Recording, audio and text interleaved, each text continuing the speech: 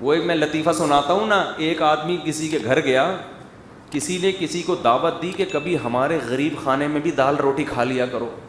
لوگوں کی عادت ہوتی ہے نا، مقصد تو ہوتا ہے ہمارا بڑا بنگلہ ہے اور ٹکے کباب کھلائیں گے تمہیں. ڈیفینس میں ایک بندہ نے کہا کہ کبھی ہمارے غریب کھانے میں بھی آ جاؤ. تو یہ غریب نے سوچا کہ چلو یار مالدار آدمی ہے، چلتے ہیں، وہ مرغ و مسلم کھلائے گا. مالدار بھی تواضعاً یہی کہتا ہے نا ہمارا غریب کھانا اور دال روٹی.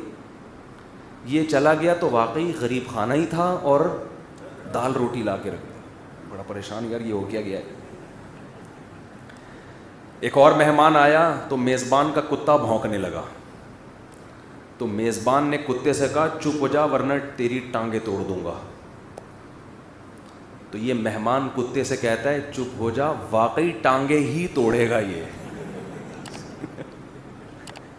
کیونکہ جو بات یہ کہتا ہے اس کا حقیقی معنی مراد ہوتا